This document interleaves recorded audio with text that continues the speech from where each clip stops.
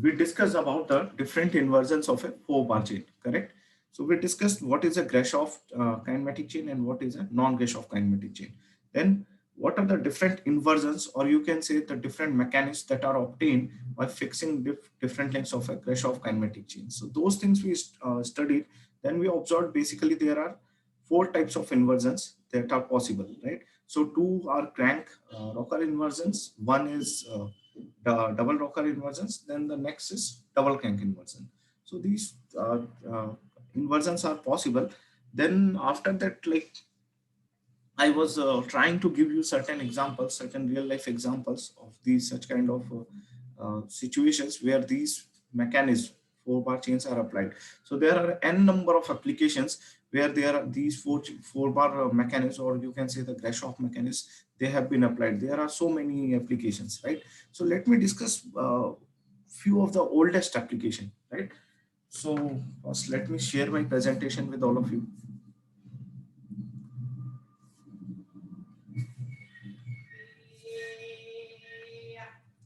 Right. So are you able to see the PPT? So is the presentation visible to all of you? Yes, sir.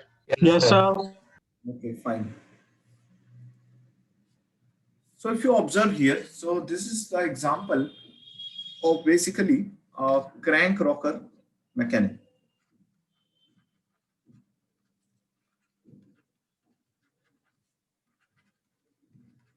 Sir, is it a oil rig system? Okay, I'm coming to that. What is this? So generally, this mechanism which you are seeing here, this is called as beam engine.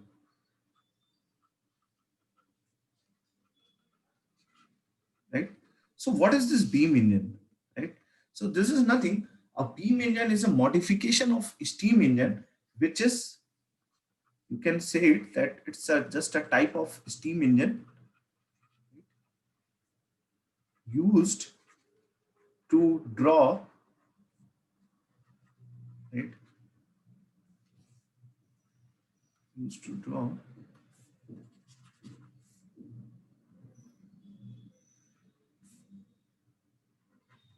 water from mines. So initially, James Watt, he designed a steam engine. So these steam engine, which was designed by James Watt, was modified by Thomas Horn, right? So generally, this type of engine, this is used to draw water from mines, and the modified version, this Thomas or Bean engine, it is also used to drive other machineries. So what are those other machineries? So one example is such as grinding mills. So this is your one application of the crank rocker, Grashof crank rocker mechanism. So now if you observe here carefully in this diagram, right? So this is what we are seeing here, this structure. This is something we call it as boiler, right? This is structure. So this is generally referred to as boiler. So these are other instruments, let's say pressure gauge, then other pipe connections which are used to operate this boiler, right? Now if you go on the top, this is a very important link in a Sir, beam, right? Yeah, hello, sir. yeah. Sir, sorry to interrupt, sir. My friend is in waiting room. Sir, did you? I think nobody is in waiting room right now, right? Okay, sir. So he is in. Okay. So on the top, you can see this is a overhead beam. So why it is called a beam engine? Because we use a structure which is generally on the top of this boiler arrangement, the whole arrangement, and we call this structure as overhead beam. That's why we refer to as this whole mechanism as a beam engine, right? Now, after that, if you see, there is this connection, this plunger kind of thing, right? So this is your, you can call this as a connecting rod. Now from this connecting rod here somewhere there is crank, right? And finally this is connected to this one, this flywheel, right? So let me describe first what is going to be happen here. Generally what happen, we create pressure inside the cylinder, right? And we know generally in a steam engine we use boiler to create this pressure, right? So once you create the pressure inside the cylinder, so this is going to move this piston rod in upward direction. So when this piston rod moves in upward direction, it transfers this motion to this link 4, right? Then after that, when this motion is transferred to link 4, from there this motion is transferred to this link 3. So basically this is your connecting node, right? Then from this link 3, the motion is transferred to crank, or you can say that this is your, right? So generally, the important thing to note here, the important thing to note here is that this link 2 will be acting as crank, and this link 4, that is the overhead beam, it is acting as a rocker. So it will oscillate around this point D, and this link 2, it is going to rotate around this point A. Okay. So now one thing I would like to ask, right? So what happens generally in the end, we connect a flywheel here, right?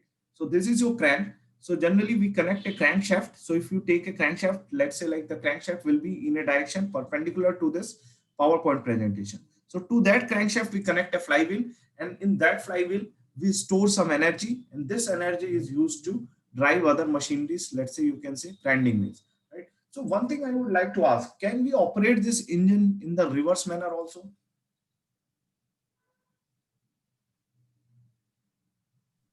Yes. Yes, sir. Fine. So that's why you can see here that it is a double acting steam engine. So you can operate it in a reverse manner also. So let's say you remove the boiler and all those things, and now you are interested, let's say, to pump water out of certain, let's say, from a certain depth. So what you can do, you remove all this boiler arrangement and all other things, and here to this crank you provide some input torque, right? So once this crank will start rotating, it will transfer the motion to this lever. This lever is going to oscillate, and then you can use it for, let's say, mining purposes, right? So this is one example of crank rocker mechanism. Now let us move ahead to an example of double rocker mechanism. So these are actually very popular examples, but the applications are not limited only to these certain areas, right? So it is used in many applications, right? But still means these are very popular, so that's why they need a mention in this subject, right? So now let us talk of double rocker mechanism. So can anyone guess what is this? What we are seeing here? What is this? Can anyone guess? Have you studied IC engine till now? No, sir. Okay. So if you are not studied, then I think you will not be aware. So let me tell you, this is basically Watt's engine indicator, right? So this is generally initially when this steam engine was designed by James Watt. So during that time, he used this indicator to measure the pressure in the cell inside the cylinder, right? Because at that there was no means. So generally to control this, because in a steam engine you all are aware that we use boiler and this coal, right? So to create a steam, so the pressure, it has to be maintained in a very controlled manner, right? So Watts designed this indicator to control the pressure inside the cylinder of a steam engine. So generally this is called as Watts engine indicator, right? So let us see. Okay, let me write down this thing so that it remains into your mind, right? So what is this purpose? The purpose is it is used to draw indicator, that is pressure versus piston displacement diagrams for an engine cycle, right?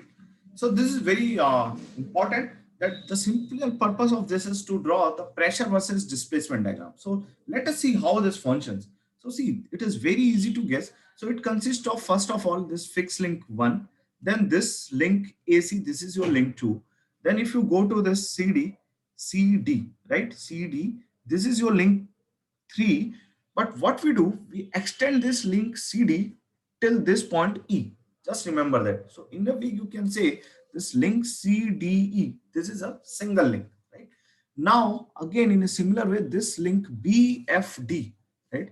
This link BFD, it is a single link, right? So though they have shown this connection with some revolute pair, but I think this is not true. This link BFD is single link, right? So just rectify it. Just remember this thing, that this link BFD is a single link. So now let us see how this actually functions. So what happens, let us say the steam engine, it continued its operation, and during that the pressure was created inside the cylinder. Now once this piston, it moves upward due to that pressure, what happens, this link BFD, it is also going to move, right? So when this link BFD, it is going to move, or you can say it is going to oscillate. So you can see here, maybe it can acquire certain position, let's say B prime, C prime, D prime, F prime. So during that time, what happens, during that time, the motion is transferred to this link CDE also. And what happens, this point E, it traces a straight line. So it moves vertically upward. Very important, right? So point E moves vertically upward, right? But the best way to say this is that point E will trace a straight line, right? And the displacement, very important, the displacement of point E will be proportional to the pressure inside the cylinder, right? So generally they establish certain relationship between this displacement of point E and the pressure inside the cylinder, and they use this relationship to draw the actually indicator diagram. So what is a indicator diagram? So on y-axis you have P, pressure, on x-axis you have the volume, or you can say the swept volume of the piston, right? So indicator diagram, it comes out something like this, right? So let us not go into very deep for this. So I think we are just interested in the motion of all these links, right?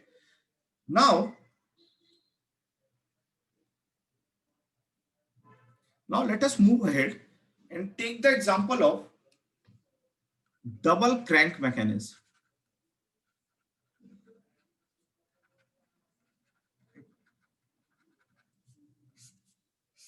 right? So just can anyone describe this for me? Let's say, what is this structure? Can you describe this? Train wheels.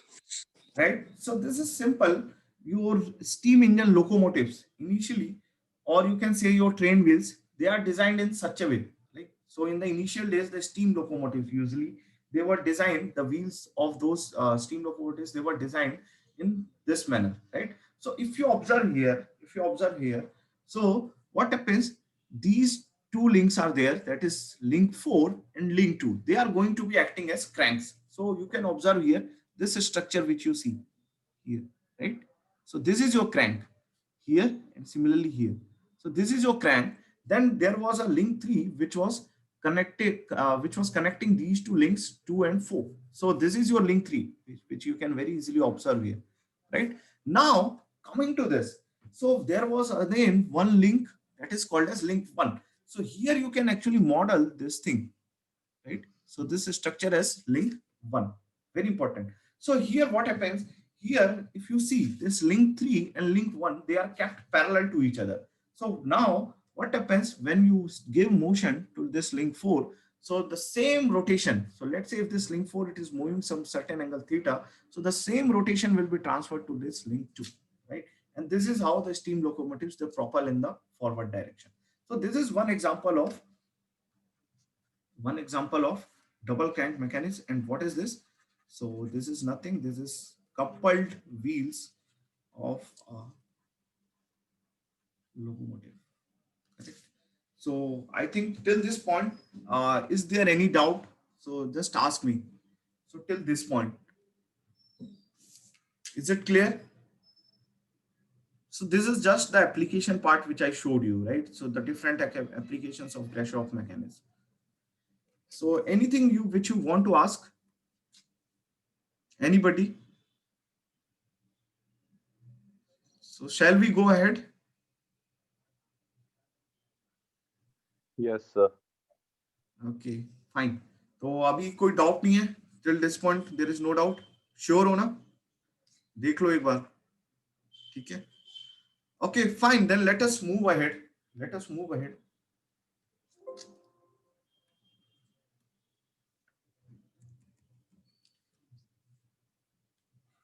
So see, now I'm going to discuss very important concepts, right? So just be very much focused. So these concepts are basically very, very important. So you will not find these concepts in many of the books, right? So now, till now, we discussed about, let's say, Grashof chain and non-Grashof kinematic chain.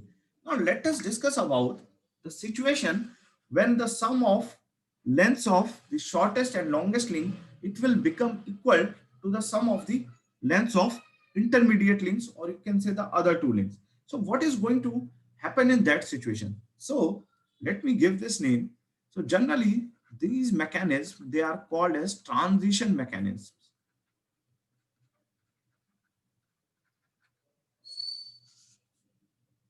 Right? So what is a transition mechanism? So a 4-bar mechanism, right? So let me write down in very short form. I think now you can relate it. So with the previous definitions. So it will be a 4-bar mechanism in which L min plus L max equal to L prime plus L double prime, right? So that is the sum of length of shortest link and the longest link, that will be equal to the sum of lengths of other two links. So now the situation is, that is here your equality exists.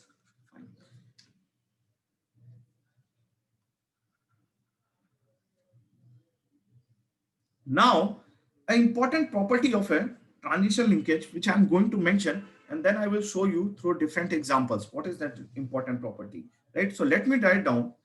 See, in transition linkages, very important, many times these questions will be asked indirectly, right? So in transition linkages, the links become collinear. Very important, the links become collinear at certain instants, right? And the mechanism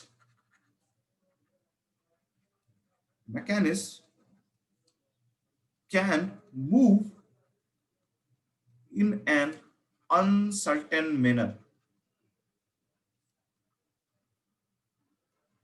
Okay, so let me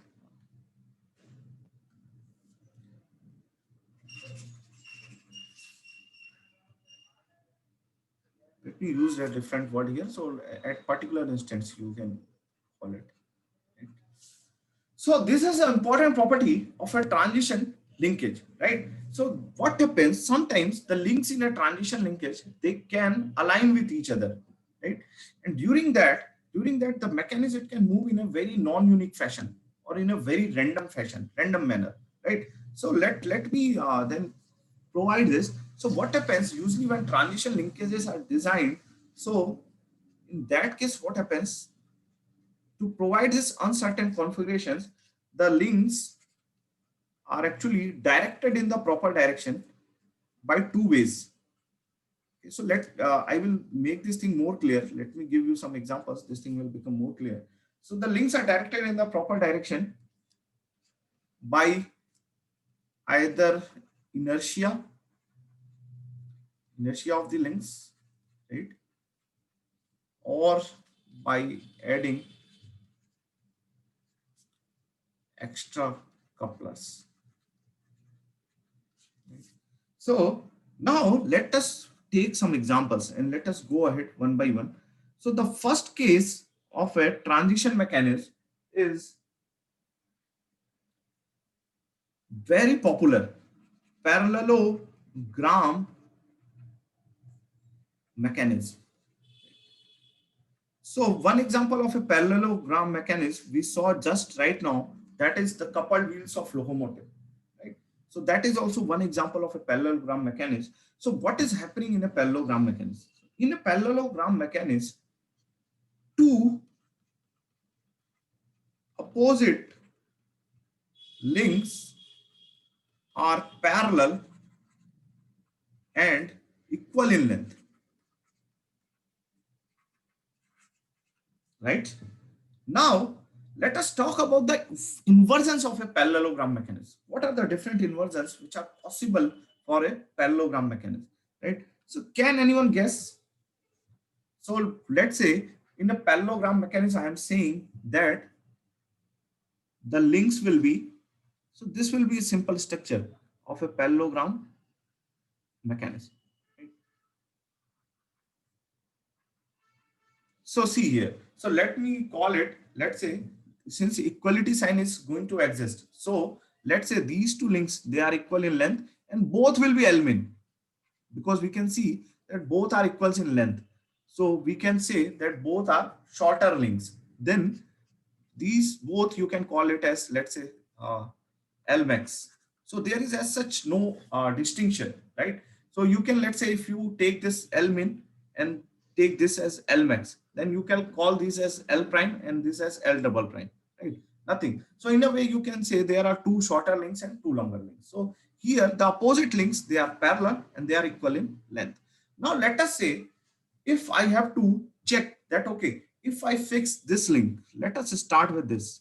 Let me call this link 1, link 2, link 3, link 4.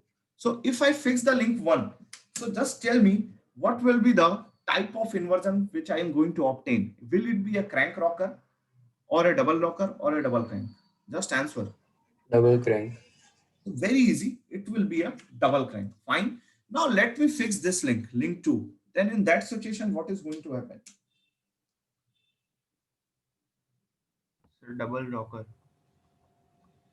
Okay, think this thing again. So will it be a double Double rocker? crank. So double crank. So see, it doesn't matter. It doesn't matter. Very important. Fixing any of the links. So it doesn't matter which link you are going to fix. Fixing any of the links will give double crank mechanism, right? So this is a parallelogram mechanism. So now let me discuss a very important thing, right? So we saw that I said that a transition mechanism, right? It can move to, let's say, some uncertain configurations, right? And it can happen that there could be a situation where all the links can become collinear, right? So now, what is that uncertain configuration? So let me call this. So what happens, this mechanism, parallelogram mechanism, it can switch to anti-parallelogram configurations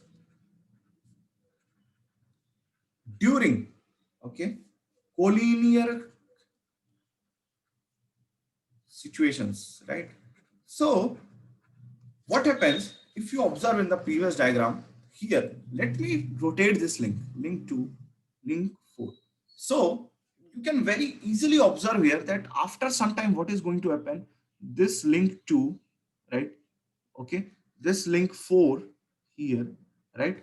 Then link 1 and link 3. So let me draw it very precisely. So all these links, right? So all these links, right? So they here. So all these links, it is possible. So this is your, let's say, link 1, and you can call this as link 3. So it is possible that all these links, they can become collinear. So at this configuration, what happens? What happens? Suddenly, the parallelogram mechanism, it moves to anti-parallelogram configuration, right? So anti-parallelogram configuration, though we don't study this many a times in our mathematics classes during 10th or 12th, but these anti-parallelogram configurations, they are also very popular, right? So what is an anti-parallelogram configuration? So you can very easily see here. So in this situation, it can happen that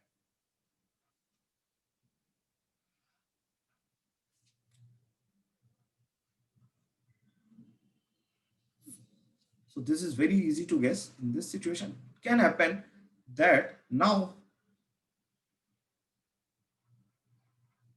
your link, it has started moving in this manner, right? So what happened, though the ideal case was that this cranks, they should rotate such that the mechanism configuration below the line of frame, it should be exactly identical to the one above the line of frame. But it doesn't happen, because in this situation what can happen, sometimes it is possible that they can switch to anti-parallelogram configurations, and in this case it will start moving in a non-unique fashion. So now let us discuss this. What is this non-unique fashion, right? So let us try to understand it more.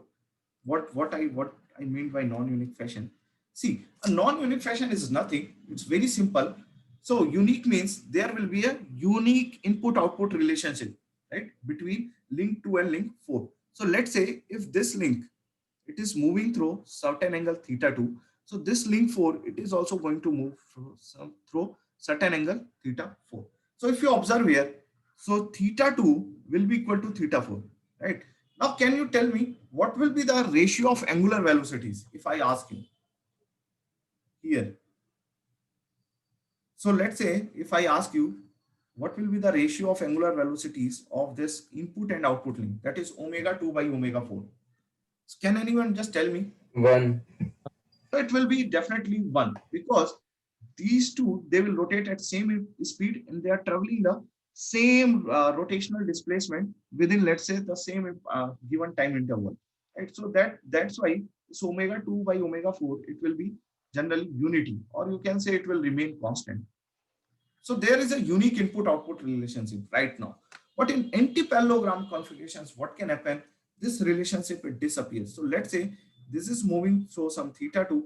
Now this theta 4, right? So it can go in a very random way, right? So this theta 4, it can take same values. So let's say non-unique means, let's say if theta 2 is 30 degree, it can happen that theta 4 is equal to 60 degree. But again, let's say if theta is again, let's say 60 degree, right? So it can happen that theta 4 will remain 60 degree, right? Or let's say this is some 120 degree, right? Theta 2, and it can happen that theta 4, it remain 60 degree only. So there is what is the situation, that you are getting the same values, same solutions for, let's say, the studying the motion of, while studying the motion of all these links. So these kind of situations, they are generally called as non-unique situations, right? So now if you observe here, now there will be no definite relationship between theta 2 and theta 4, and also omega 2 by omega 4 is not constant or unity, right?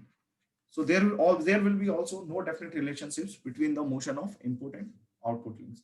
Now, just I said, so that it is possible to avoid these kind of configurations by what? By either inertia of the link. So sometimes it is possible that you construct, let's say, this link 3 in such a way that this inertia or the weight of this links, right, it maintains this configuration only. So even if it becomes parallel, and when it moves further, right, so in the downward direction, it is possible that if you add a proper weight, right, if you add a proper weight to this link 3, or maybe if you change the geometry of link 2 and 4 in such a way, right, so it is possible that when this link 2 and 4, they are going to move further, they will remain in parallelogram configuration, right? So one way is this. Another one is you can add a coupler.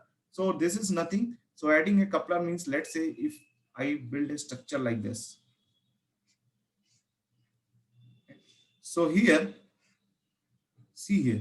So here again, these two links will be remain parallel to each other. And what is this? This is nothing. This is an extra coupler. So this is one way to provide this anti-parallelogram configuration. Generally, we don't desire anti-parallelogram configuration. Correct? Now, let us move to the second case. This is also very important, right? So, second case, right? Or you can say this was my first type of transition mechanism, right? Now, let us move to the second situation, which is generally called as deltoid configuration. Very important configuration, right? Deltoid configuration. Okay, so just can you give me some idea, right? So there could be other situations also in which this is possible, that is L min plus L max equal to L prime plus L double prime, right? So this is one situation, the parallelogram situation, where this was possible, right? But other such situations could also be possible. So let me give you some hint. Few days back there was a festival, right? So for few days back there was festival Uttarayan, right? So there generally can you give me, there actually there is a something we fly something, Kite. right? Right, so kite. So there this kite, right, the kite configuration, that is the best example of a deltoid configuration. Though kite is not a mechanism, just don't confuse. But see, in kite what happened, can you tell me what is the structure of a kite? Let's say if I talk in terms of what is the opposite link are equal or adjacent links are equal, what is that? Can you just tell me? So in Adjacent a length. Adjacent sides are equal. right. Adjacent side. So it is very easy to guess that the deltoid configuration, this is also called as kite configuration, right? And in a kite configuration, usually we all know that the adjacent links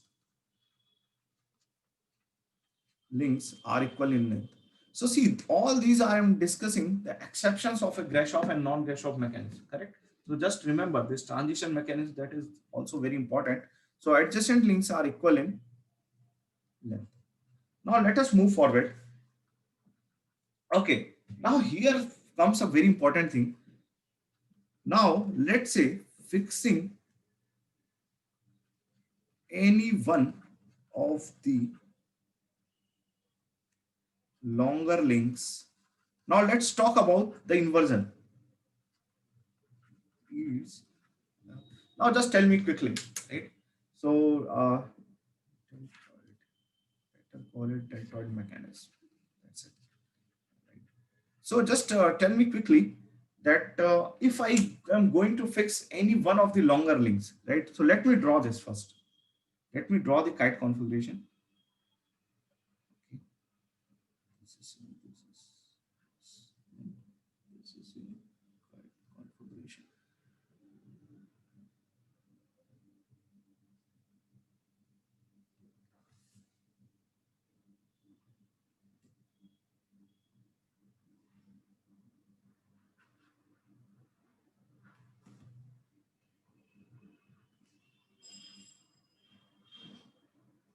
Right now let me ask you, so I am just saying that fixing any one of the longer links, right? So let me call this link as L min, or let me call this as link as L min, or let us call this L prime L double prime. But we know that these two links, now they are equal in length, and these two links, they are equal in length. Fine. So if I fix this L max, any one of the longer links, either this or this, okay, then just tell me what kind of inversion could be possible. Just think about it. So is the question clear?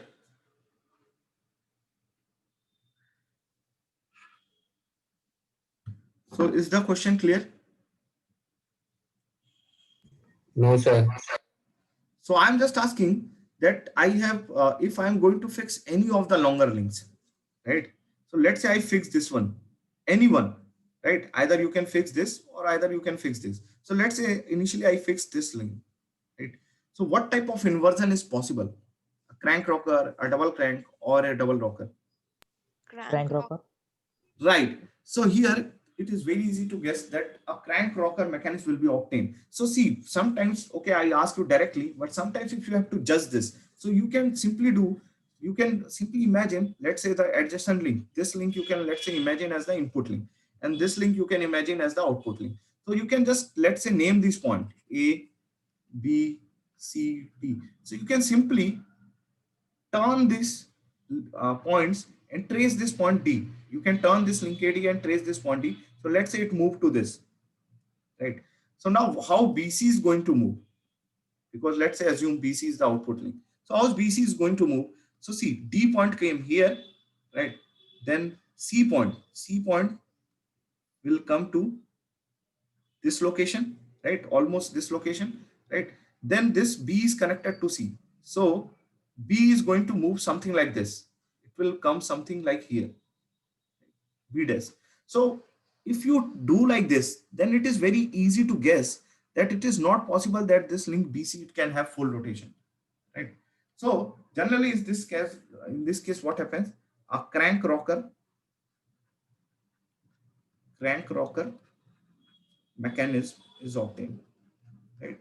Okay, now tell me one more thing. So how many crank rocker inversions are possible? So right now I have fixed this link, right? So if I fix this one,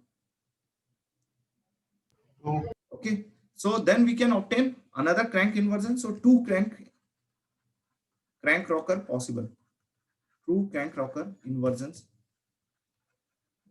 possible, right? Okay, so now I think I think this will be very easy to guess for all of you. So I'm not going into too much depth for that, right? So let's say I call this fixed link as 1, right? And then this is link 2. Let us call this link 3. Okay, I'm sorry. Let us call this link 3 DC as 3 and link BC as 4. So I think, is it possible for you to guess which is crank, which is coupler? So let's say if I ask you, so this link 2 is here. What is this? Crank. Crank, right? And this link BC, it will be rocker, right? And link DC will be a coupler. Fine. So I think these things you can now easily guess. Now let us move to another another type of inversion which is possible. So generally we have to fix 4 links. So 4 inversions should be there. Now fixing any of the shorter links, right, will yield okay, now just tell me what is the situation if we fix any of the shorter links. So let me draw the configuration again.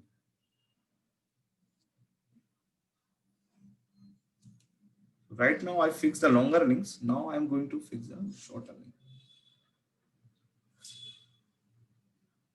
Okay, so let me fix this link. All this fixed link as 1, 2, and 3. Okay, so just tell me quickly. So what kind of inversion you think could be possible here? So what Double are you crank. fixing? Double crank. Right. So it will be a double crank, right? So it is very easy to guess that now it is possible that this can move a complete rotation. And it is also possible that this can also move a complete rotation. But a very important thing I'm going to mention, which you have to remember, a double crank mechanism. Here you have to remember this thing, that 2 rotations of the crank, let's say if I call this as crank, and 2 will yield, okay, rotation of another crank 4. Okay, so just tell me what should I write down here. So I am giving 2 rotations. That means this link, it is making 2 complete revolutions. Okay, and I'm trying to figure out what will be the revolution of this rotation of this link 4. Right. So we all know that it will also act as a crank, double crank mechanism. Okay. So, but let's say if you observe very carefully here, will it be possible for this crank 4 to complete a full rotation, okay, for a single rotation of this link 2? So this link 2 is making a single rotation, and I'm asking, will it be possible that this link 4 it is going to make a complete rotation for a single rotation of this crank 2 or link 2? Just Sir. tell me. No. Huh? No. So that means here actually the important thing is to remember 2 rotations of the crank 2, it will give you 1 rotation of another crank 4. Right? So this thing you have to remember, right? So this is actually very specific about this deltoid configurations only. So that's why I mentioned. Now let us move to the third kind of configuration. This is the last type of transition mechanism which I am going to discuss. So this is nothing, this is rhombus mechanism. Generally, we call this as rhombus mechanism. Okay, so just tell me here, what is going to happen in this situation? What does this name suggest? What is a rhombus?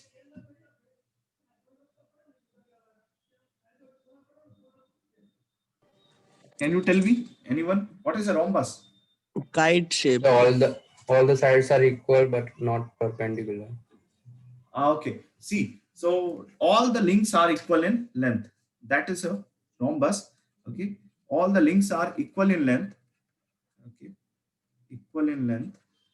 And at the same time, all the links are equal in length. And at the same time, two opposite links.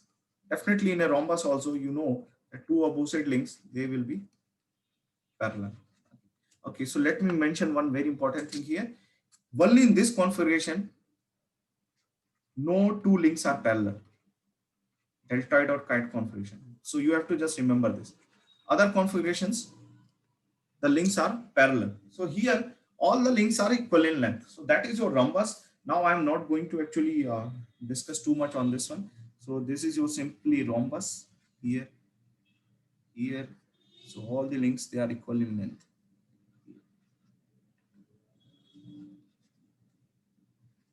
So in a kite configuration, you will not obtain that the links are parallel. But here, this is the situation.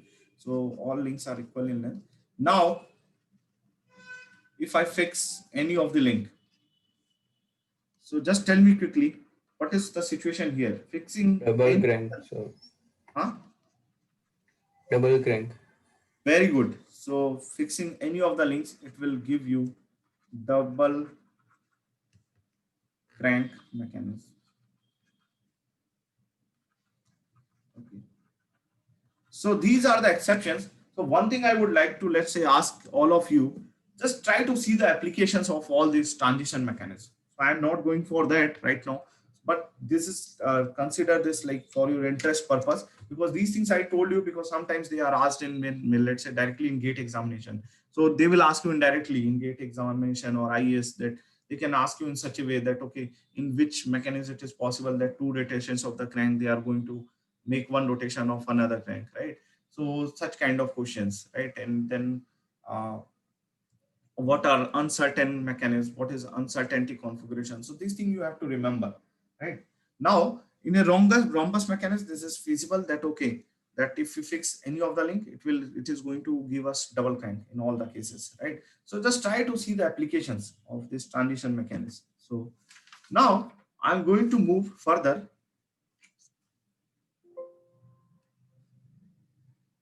Let me save this first, otherwise we.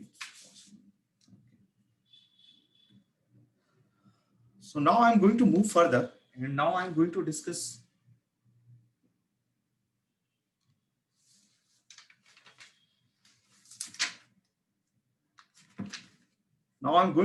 a very important mechanism, right? So now we call this as a slider crank chain. So till now we discussed what is a 4-bar chain, but now we are going to discuss what is a slider crank chain and its inversions. Very important. So this is a very important topic. Now, first of all, what is a slider crank chain? Now, in a slider crank chain, what we do generally, one of the revolute pair, okay, or you can say the turning pair of a 4-bar kinematic chain is replaced by a sliding pair, sliding, or you can say prismatic pair, whatever you wish. So whichever is, let's say, like easier for you to remember, you can call this, right? So in this case, what we do, we simply replace one of the revolute pair of a 4-bar kinematic chain by a sliding or prismatic pair. So let us see this. So if I do that, then how does a slider crank chain it is going to look like? So simply the slider crank chain, it will look something like this. Fine.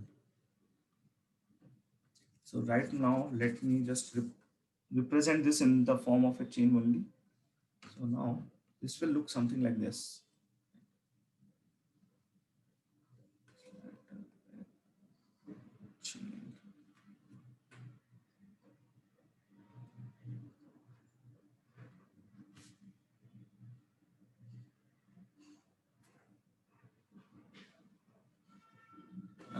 So you can call this as link 1, 2, and 3, 4. So what we did, there was a revolute pair here, right? If you go for a original 4-bar chain, right? Here, here. So let's say this is your original 4-bar chain. So what we did, we removed this revolute pair and we put a sliding pair here, right? So here, how many revolute pairs were there? 1, then 2, then 3, then 4. And here, how many revolute pairs are there? 1, 2, and 3. So only 3 revolute pairs are there. So one will be between link 1 and 2, another revolute pair between link 2 and 3, another revolute pair will be between link 3 and 4, right? And then again, between link 1 and link 4, there will be a prismatic pair, right? So nothing else. What we did, we simply replaced one of the revolute pair by a sliding or prismatic pair. Now, let us talk about the inversions of this one. Okay, so let me mention, okay, fine, let us go ahead. So let us talk about the inversions of this, of a slider crank chain.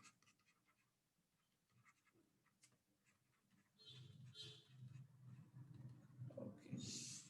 So let us start by fixing the link 1, right? So this is something very important. So first inversion. Now I will take you, let's say, like sequentially, so that it is easy to guess. So first inversion. So what is meant by first inversion? First inversion simply means that we are going to fix the link 1. Okay.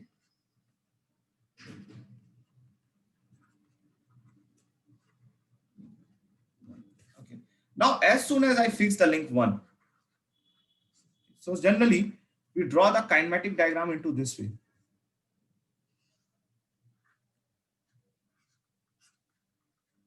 Okay. So for fixing, sometimes we use this kind of symbols to show the fixed links. Oh, I'm sorry. I'm sorry. This is something like this.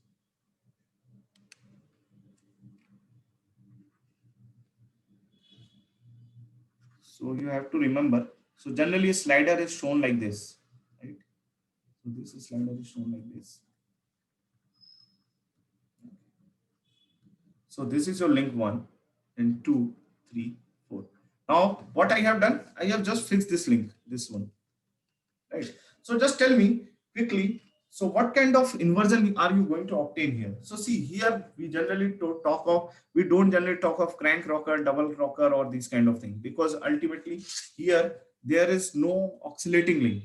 Instead, there is a sliding link. So here this link 2 will be acting as input link, and this link 4 will be acting as a output link. So now let us talk about the motion of all these links.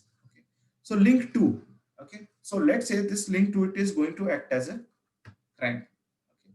Link 3, you can call it as a coupler or something like that, right? Because again, the notations, they remain the same.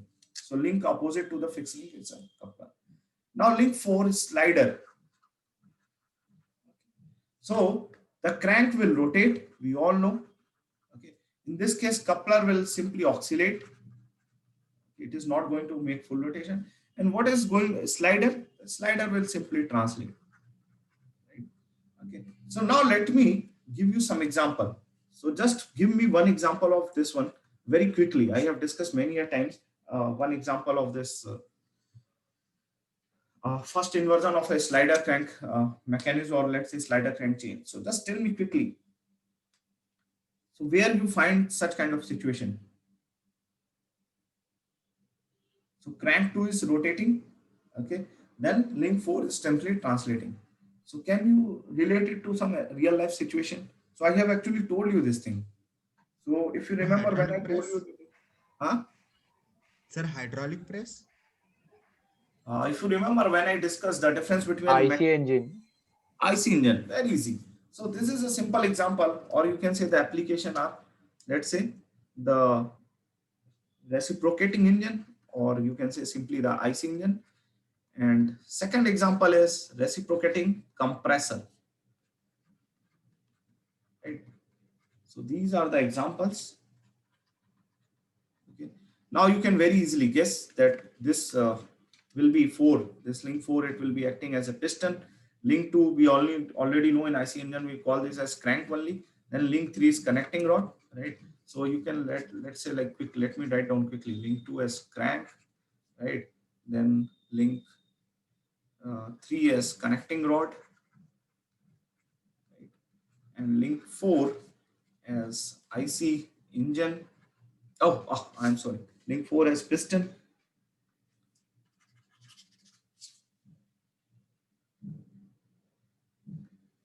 Link 4 as piston, right?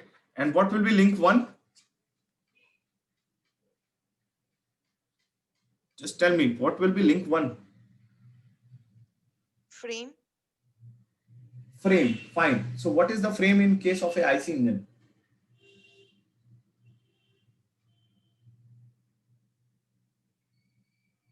So what is the frame in case of a IC engine? Cylinder. Cylinder. Very obvious. So this link 1 will be nothing. This will be your cylinder.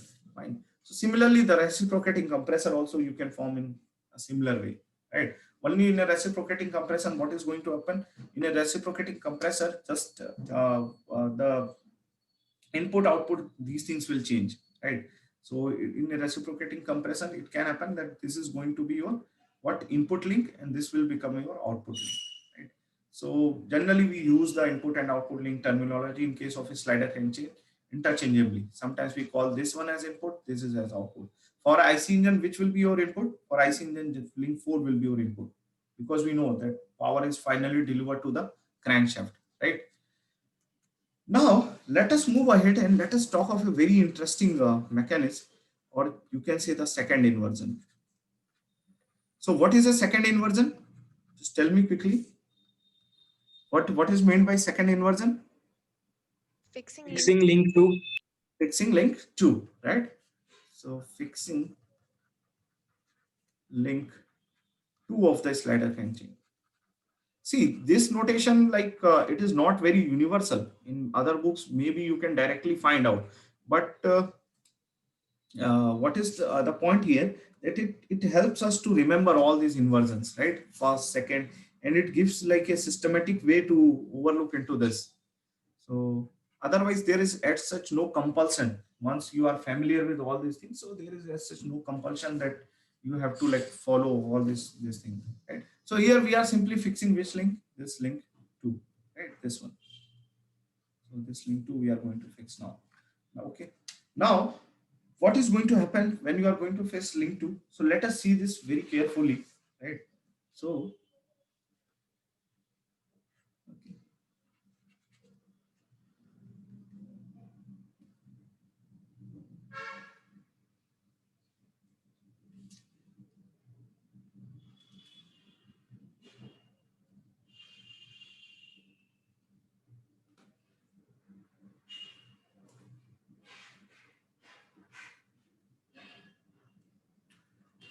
So now this will be a situation. So I just change the orientation. Remember, the configuration is same. I just change the orientation, right? So why I change it, you will become familiar, like why I did this.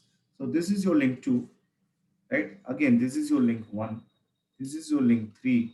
And this is your link 4, which is your slider. Now let us go quickly at which are going to act as a crank, or which are going to, let's say, act as a rocker, or what is the motion of all these things, right? So then here you can see here, let us first talk about the link 2. We know it is fixed, right? Now let us talk about link 3. Okay. So will link 3 is able to rotate completely in this situation? So what is your guess? So will No, it No, sir. think it about think about it again? See, when you have such kind of questions, just simply try to move this. Just try to imagine that, okay, you are moving this in your mind, right? Try to just imagine. Okay. So here the link 3, it will be able to rotate completely. Okay. What is the reason for that? Can anyone guess why I am saying that this link 3, it will be able to rotate completely?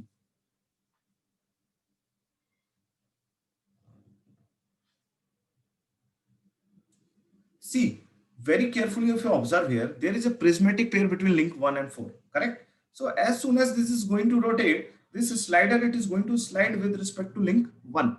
So that's why it's possible. If it is a 4-bar chain, then it could be difficult, right? Then in that case, this pair will be, this slider will be like, let's say like replaced by revolute pair, and that is fixed to this link 1. Link 4 will be fixed to this link 1 through a revolute pair, right? But here this is free to slide. So here simply remember that link 3 will act as a crank, rotates and act as a crank. But a very important point to mention here, that a slider 4 will also rotate with link 3. Just remember this thing, right? Now let us talk about link 4. So we all know that link 4, that is going to act as a slider. So that means this is going to slide with respect to, okay. So actually I am always writing down in this way, that relative to this, because this is very actually useful, that later on you will understand. To avoid any confusion, just mention relative to what. So let's say if I talk of link 4, right? So we know that link 3 and 4, they are having a revolute pair, right? So link 3 is going to rotate relative to link 4, or let's say oscillate, whatever you call it, right? So in a similar way, link 4, it is going to slide with respect to link 1. And then link 3, and 1, they are going to have a full rotation with respect to, let's say, this link 2. So always talk in relative terms, right? So it will be easier to, let's say, get the entire picture. So link 4 slides with respect to link 1. Okay, till this point, I think it's fine. Okay, so act as a crank, rotates about, okay, so let me mention this also. So about which point they are going to rotate. So let's say this is O, this is OA, right? So link 3, it is going to rotate about point A. Okay, so any other link which is left, okay, link 1 is left. So link 1, so link 1 will also rotate about point.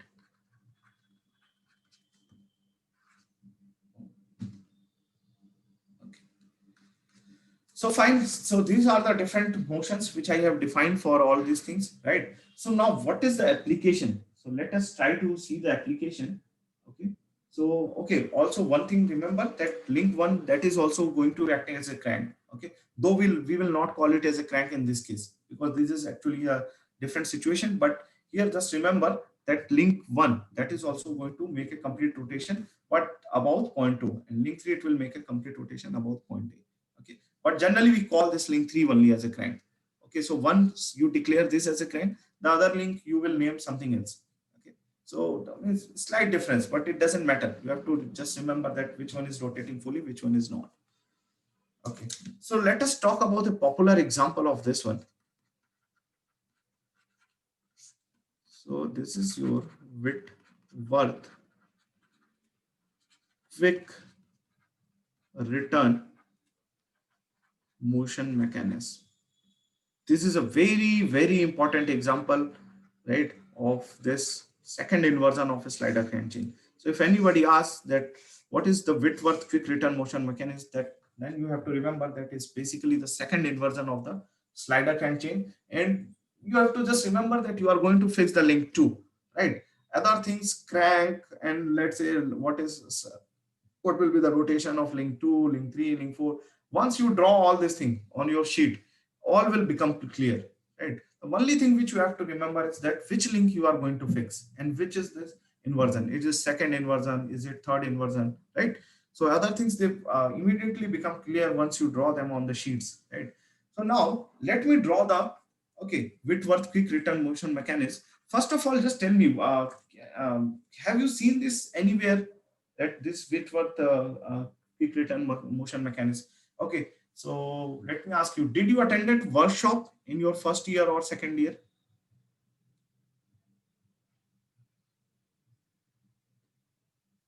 Workshop Yes, को sir. Attend की है वहां Yes, पे sir. हाँ Yes, sir. वहां पे कुछ ऐसा देखा है आप लोगों ने, इस तरह का कोई अरेंजमेंट जहाँ पे ऐसा भी हो कि कुछ स्लाइडर भी है और साथ में कोई चीज, something which is going to rotate also. So have you seen anything something like that in your workshop? Okay, so just tell me fast, like which activities you have performed in workshop. Sir, is this Sir, mechanism the hydraulic pipe bending?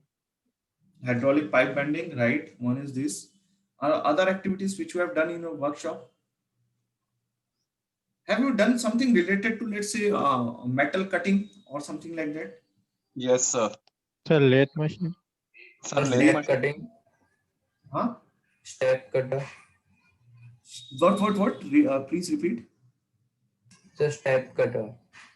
Step cutter. Yes, sir. Anything else? Okay, so let me take example of lathe mechanic.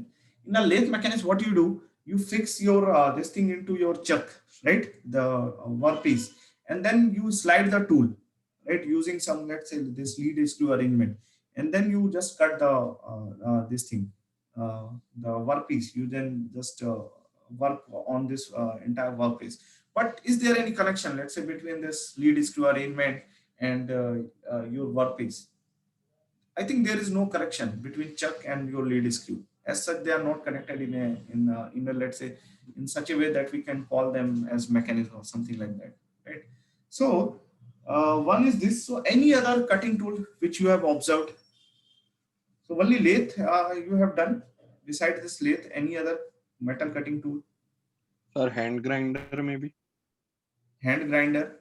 Okay. So have you worked with shaper or planer?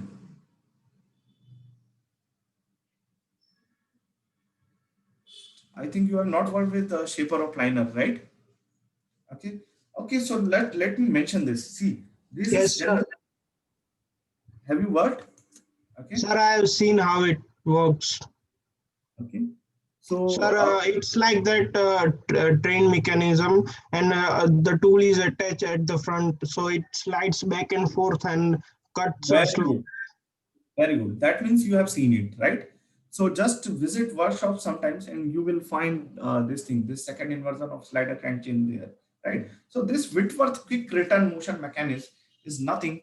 This is, well, first let me talk about the application. This is used in workshops, let's say used in shapers generally for cutting tools, right? So shapers, and one is planner. So for planner, we will come later. So I think this is the arrangement of a shaper. We call it shaper. So just remember this application, that this Whitworth quick return motion mechanism is used for cutting tools, right? And now let us talk about why are we calling it as a Whitworth quick return.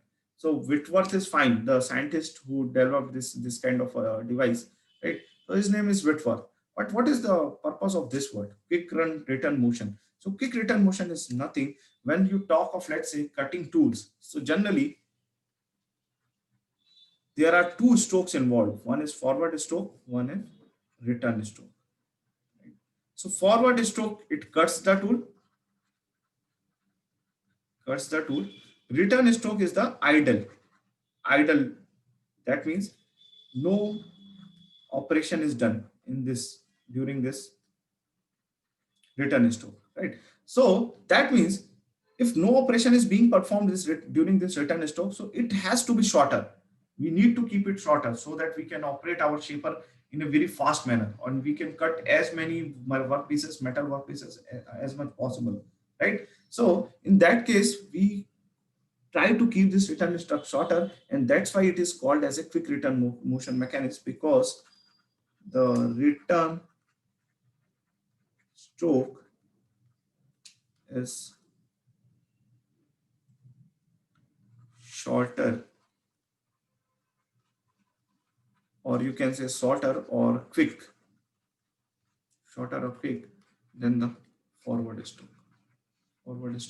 So that's why we call this as quick return motion mechanism.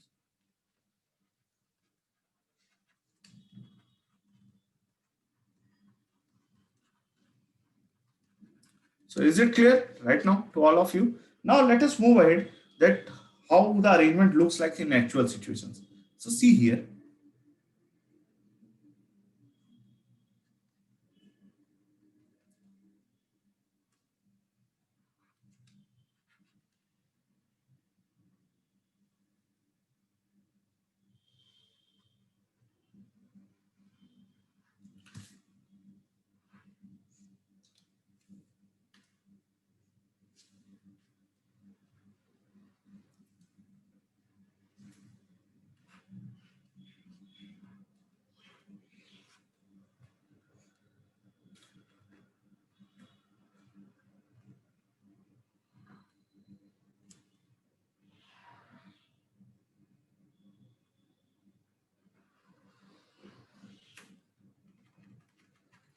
So I'm drawing this. Let me draw this and I will explain.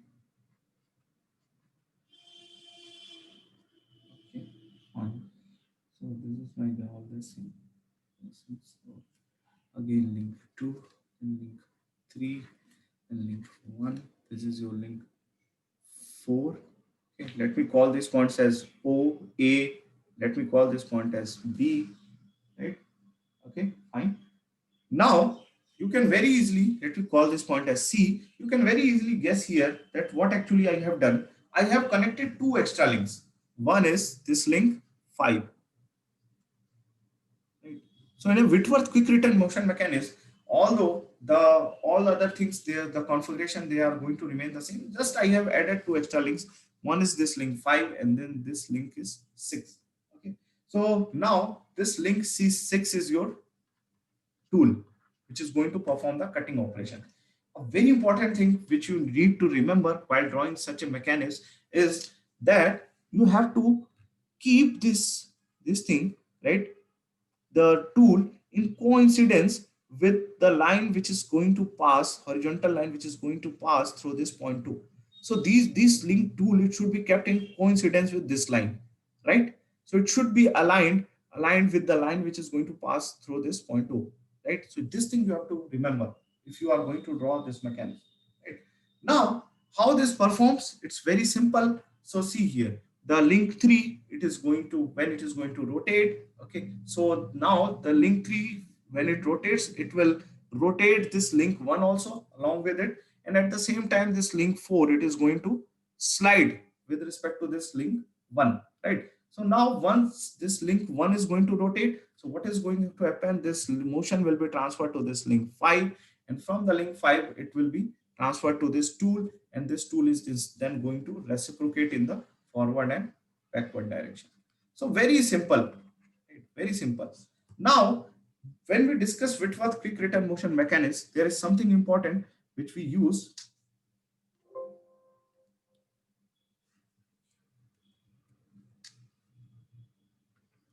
Generally, here we define a term that is called as time.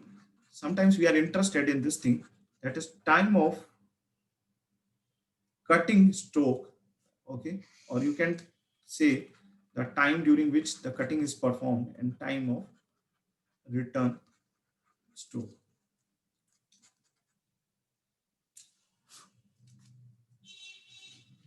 Time of return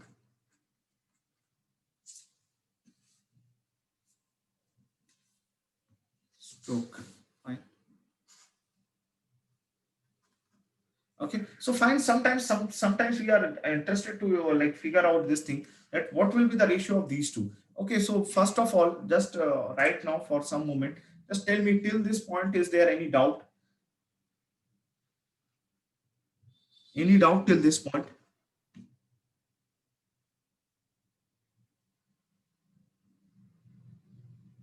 Anyone?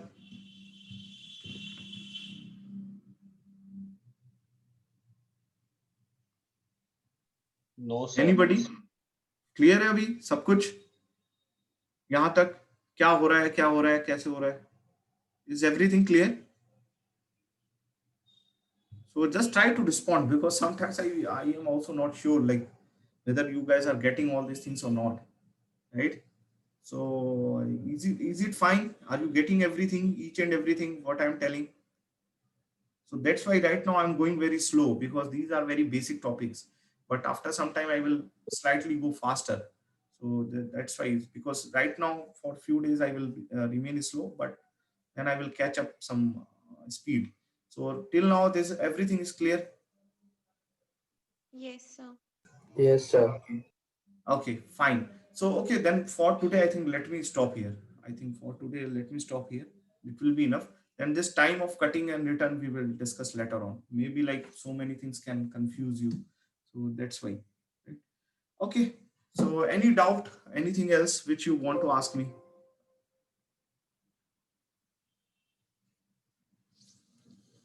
So one more important thing. See, what I can do, I can always copy this mechanism from the book and paste the entire picture here, right? So sometimes you might be feeling that why I am drawing it myself.